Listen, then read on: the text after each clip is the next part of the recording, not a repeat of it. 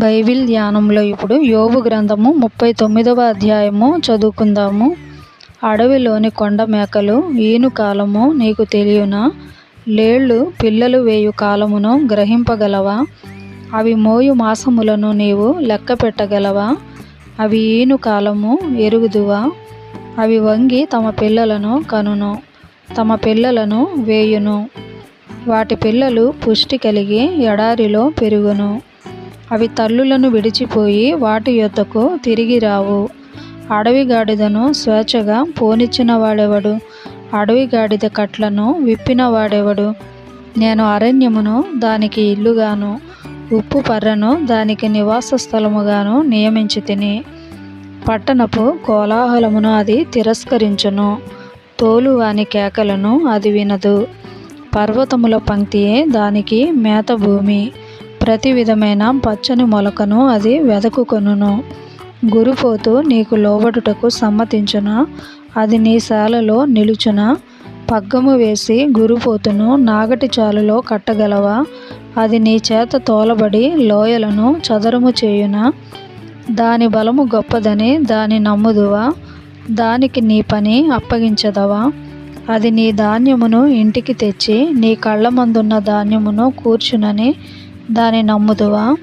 నిప్పుకోడి సంతోషము చేత రెక్కలనాడించును. రెక్కలును వెంట్రుకలను దానికున్నందున అది వాత్సల్యము కలదిగా నున్నదా? లేదు సుమి, అది నేలను దాని గుడ్లను పెట్టును, ధూళిలో వాటిని కాచును. దేని పాదమైనా వాటిని త్రొక్కవచ్చునని అయినను, అడవి జంతువు వాటిని చితక త్రొక్కవచ్చునని అయినను అనుకొనకయే ఉన్నది. తన పిల్లలు తనవి కానట్టు వాటి ఎడల అది కాఠిన్యము చూపును. దాని కష్టము వ్యర్థమైనను దానికి చింతలేదు. దేవుడు దానిని తెలివి లేనిదిగా చేసెను.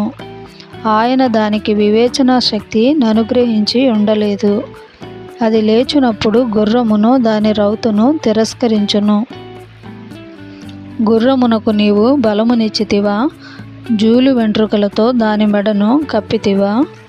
మిడత వలె అది గంతులు వేయినట్లు చేయుదువా?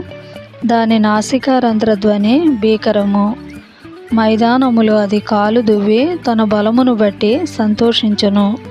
అది ఆయుధదారులను ఎదుర్కొనబోవును. అది భయము పుట్టించు దానిని వెక్కిరించి భీతి నొందకుండును. ఖడ్గమును చూచి వెనుకకు తిరుగదు. అంబుల పొదియు తలతలలాడు ఈటెలను బల్లెమును దాని మీద గలగలలాడించబడినప్పుడు ఉద్దండ కోపముతో అది బహుగా పరుగులెత్తును. అది బాకానాదము విని ఊరకుండదు. బాకానాదము వినబడినప్పుడెల్లా అది ఆహా ఆహా అనుకొని దూరము నుండి యుద్ధ వాసన తెలుసుకొనును.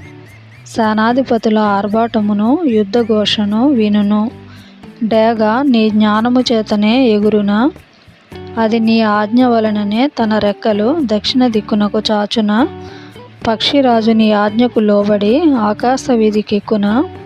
తన గూడు ఎత్తైన చోటను కట్టుకొనునా? అది రాతి కొండ మీద నివసించును. కొండపేటు మీదను ఎవరునూ ఎక్కజాలని ఎత్తు చోటను గూడు కట్టుకొనును. అక్కడ నుండియే తన ఎరను వెదకును. దాని కన్నులు దానిని దూరము నుండి కనిపెట్టును. దాని పిల్లలు రక్తము పీల్చును. హతులైన వారు ఎక్కడ నుందురో అక్కడనే అది ఉండును.